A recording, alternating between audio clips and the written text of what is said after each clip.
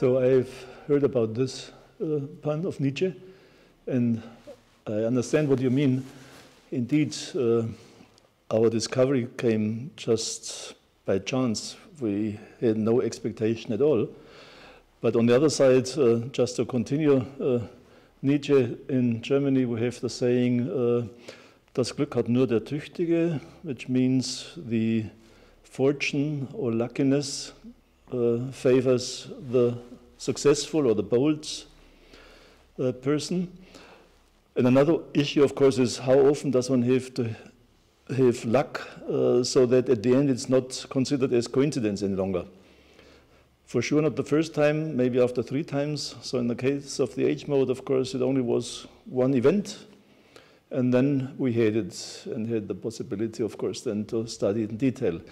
But as I said, it just came without any expectations, neither from us, our team, nor, let me say, from the international fusion community. Nobody expected a transition like this and a change of the plasma behavior of this sort.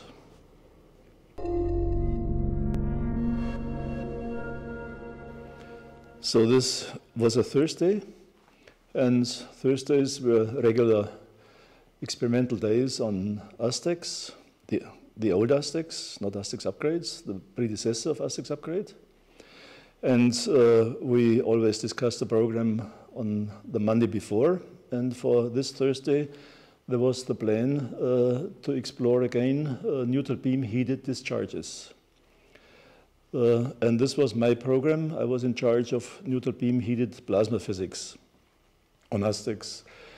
And nobody was very excited about this program because, of course, we had already done a lot there and more or less always encountered the same. So the expectation was that, again, this will be a rather dull experimental day where we ultimately recognize and confirm once and again that the confinement under these circumstances degrades. These plasmas were extremely reproducible, and this was their only advantage. The negative aspect, of course, was the degradation of confinement. And this reproducibility was so extreme that, for example, when we followed the saw teeth and compared saw teeth then in the next discharge, then they were basically the same. So you could nearly predict, like with a clock, that now a sawtooth comes, how long it is, what the amplitude is. So high reproducibility, but nothing else. And then suddenly, of course, there was a drastic change, and this change was so strong in all plasma parameters that everybody in the control room noticed this. And the first response was more or less based, let me say, on the experience of the senior colleagues we had in the conference room, in the experimental hall. And they, let me say, tapped on the experience from Pulsator. Pulsator was the tokamak before Aztecs. And there we had discharges with a strong impurity radiation development and growingly large saw teeth. So the first reaction was, these are dirty discharges which have a lot of saw teeth. We mixed up the ELMs, later we called them ELMs, so the edge-localized modes, with the saw teeth in the plasma core. But this was the first response. My advantage was maybe that I was still fairly new in fusion, so that I did not have for each argument a counter-argument. And what I was surprised by the aspect that the loop voltage decreased after this transition, in a period where otherwise the density increased, and specifically also the impurity radiation, as we saw it on the soft X-ray radiation, also increased. So this, I felt, was something new. I had analyzed these discharges then during the weekend, and then for the next meeting on Monday, presented the results, and then it became clear to everybody that we have hit something new, something we have not yet seen. And we originally called these discharges Thursday discharges because they came up on Thursday. The next day we also operated, this was Friday, we tried to reproduce it, but this was not successful, so the alternative then was called Friday discharges. Then on the next Tuesday, next week, we again continued, and again we found the Thursday discharge. So we had the Thursday discharge now on Tuesday, so this was not a very clever name, and therefore we changed it then in the next step to A and B discharges. But then we recognized that this is not so clever either, because we spent a lot of time to find out whether now the A type is the good or the bad one, or whether the B type is the good one. Okay, so it became clear that we needed something which is mnemotechnically more elegant, and we called it then H and L discharges, H mode, high confinement, L mode, L mode, low confinement. And this is the nomenclature which is still used today.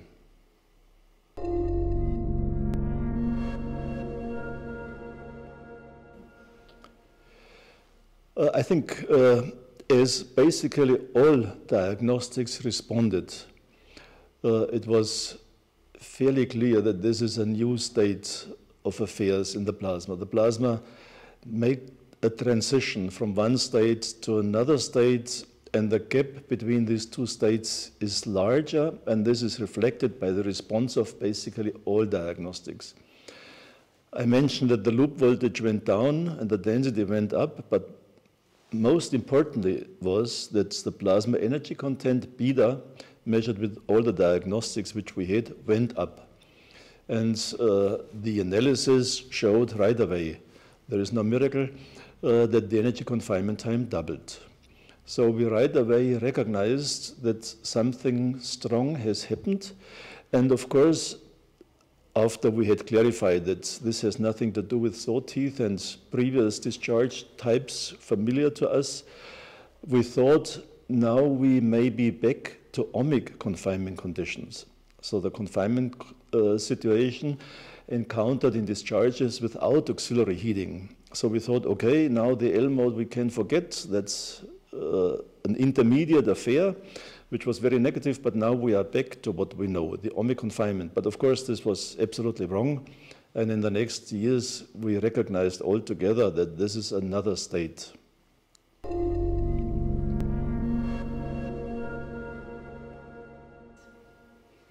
Yeah, this is a story by itself.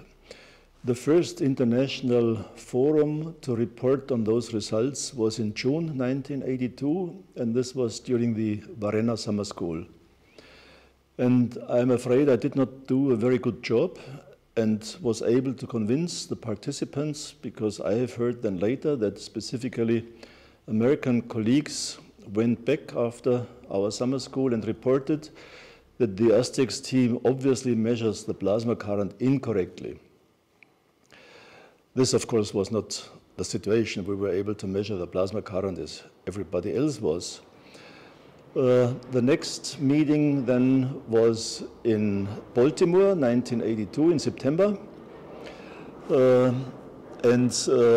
had an oral presentation, but it was the custom at the IAEA meeting, because they had too many talks, too many topics, that one has one's talk on one side and then also has to rapporteur on other findings of the machine. So in my case, I had reported on the H-mode physics, and I also reported now on behalf of other members of our team on specific neutron measurements on ASTEX. So the time was not sufficient now to satisfy, let me say, the curiosity of all the participants there. And therefore, it was Paul Rutherford from the Princeton laboratory who proposed whether we should not have a separate meeting in the evening. And this is what then actually happened. And when the history says I was grilled, this was maybe my feeling. So we had a couple of hours joint discussion, which I remember was highly interesting, and I forgot, maybe I was too nervous, whether I enjoyed this phase, but it was a phase to indeed enjoy.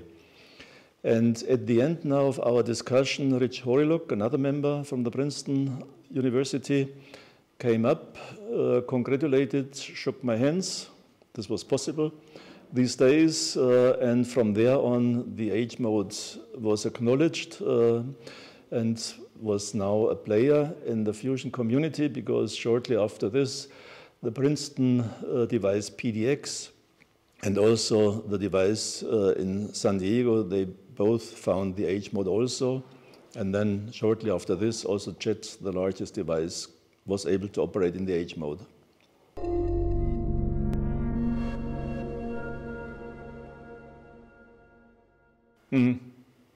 So maybe this is a correct description, but I think the aspect is psychological, because a couple of years before, in the mid-70s, there was a tremendous euphoria in the fusion community, because the first results from PLT, the tokamak operated in Princeton, were extremely positive, because there they achieved 7 keV ion temperatures with beam heating.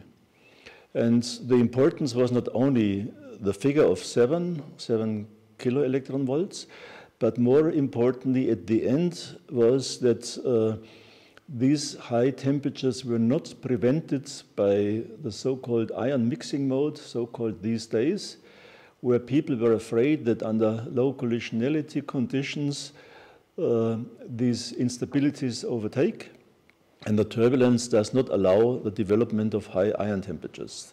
This was not the case, and high ion temperatures were reported. So we were in a very optimistic period then.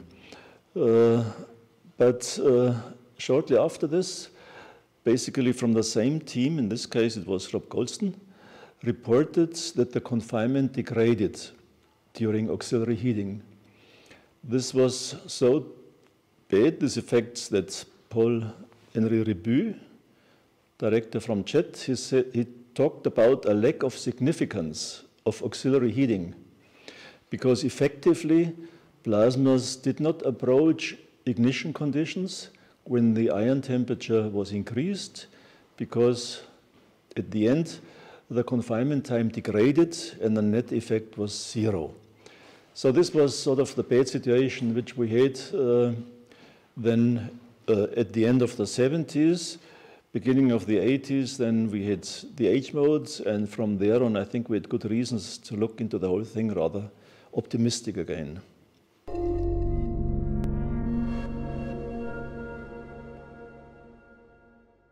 I think this may at the end be the most important aspect of the H mode transition, and probably also the one which will last forever at the end, that thanks to the transition and the distinct changes in plasma parameters, in plasma configuration, equilibrium, we learned a lot about turbulent transport and confinement, and the existing theoretical paradigms needed to be changed.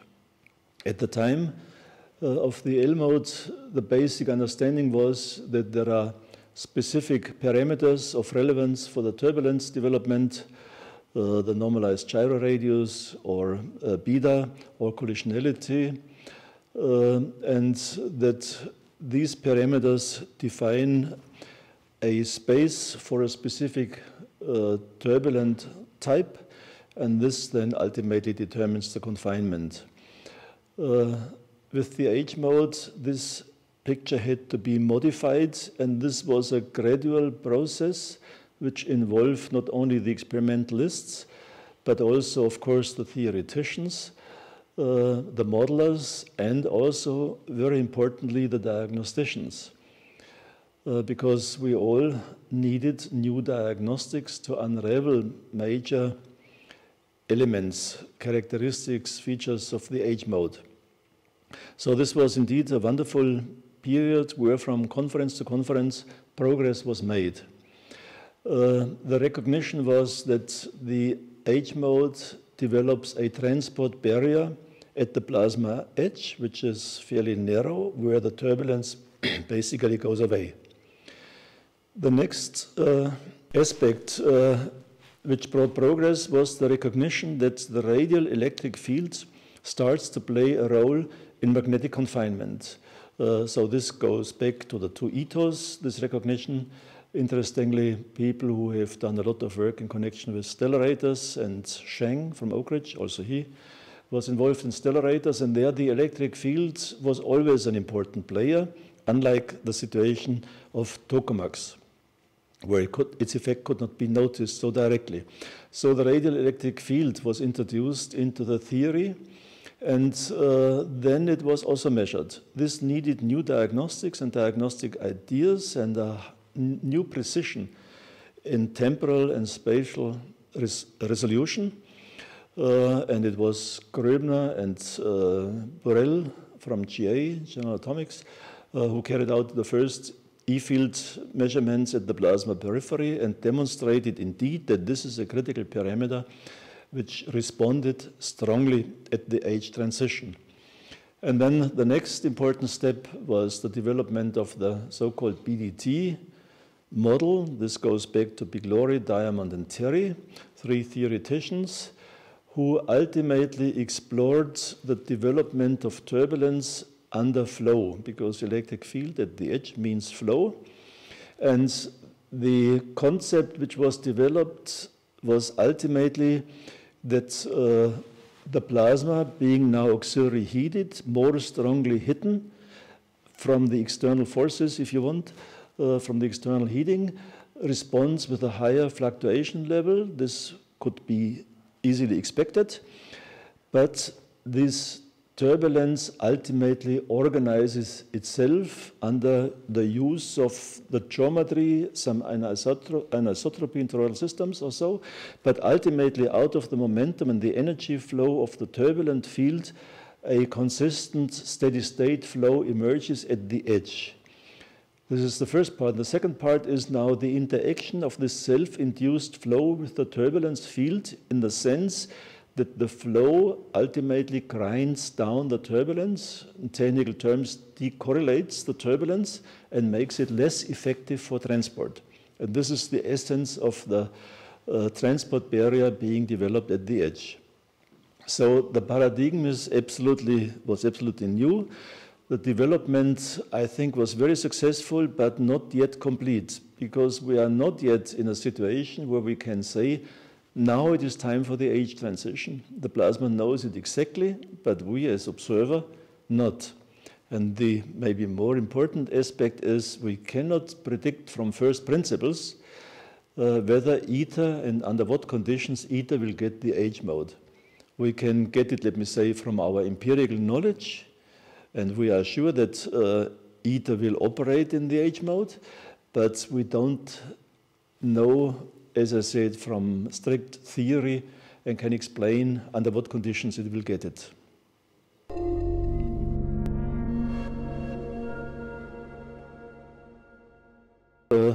Well, it looks like as if the plasma finds the better state under age mode conditions. This is where the plasma ultimately ends up if certain boundary conditions are met. The boundary conditions are rather simple to write down in the form of a recipe, and this recipe could be used so that also stellarators operate easily in the age mode. Whether one wants to operate there all the time, well, first depends, let me say, on your experimental program. Of course, when you want to do science, then you would like to be able to compare, and then you would like maybe to produce the alternative, the L mode. And this may not always be so simple, because at the given external parameters, you end up in the age mode. The other aspect, of course, is that the age mode is good in confinement. It doubles at least the confinement, but it introduces a new problem, and this has to do with these edge-localized modes, which I mentioned at the beginning.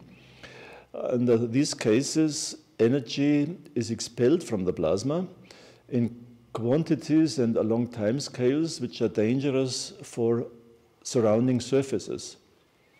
And therefore, one would like to have, in the ideal case, an age mode without ELMs. And this is a program which was started, of course, also in ASTICS, recognizing right away that ELMs are a nuisance. but this is very difficult.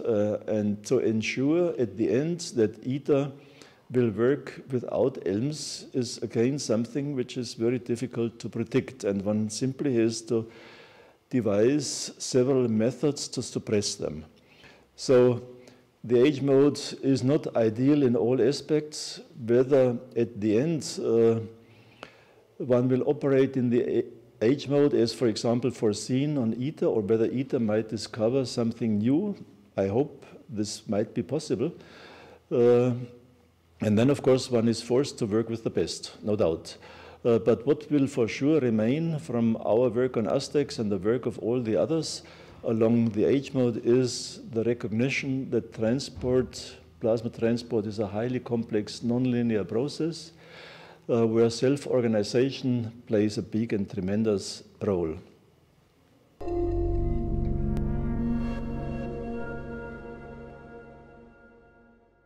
It has a high importance because the LMH mode is the basis of ITER.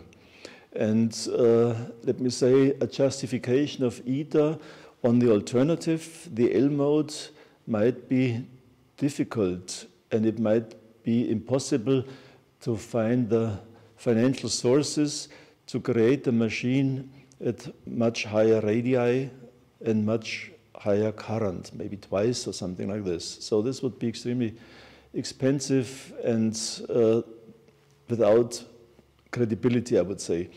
So ITER, of course, on the way to a fusion reactor is an intermediate step, and I think the H mode helps or helped to make ITER a reality at the end. And as I said, we don't know, let me say, what the future is, otherwise it would not be science. ITER will be an instrument we never had on Earth, and where we also don't have anything in nature to be able to clearly predict its development, what sort of plasmas it will have at these sizes, magnetic field and temperatures. And we have learned the lesson from Aztecs that things luckily don't develop linearly. There are indeed bifurcations in between, causing paradigm changes, and this is all about research. So I for sure also wish, let me say, this next generation working on ITER, that they will be able to make their own discoveries.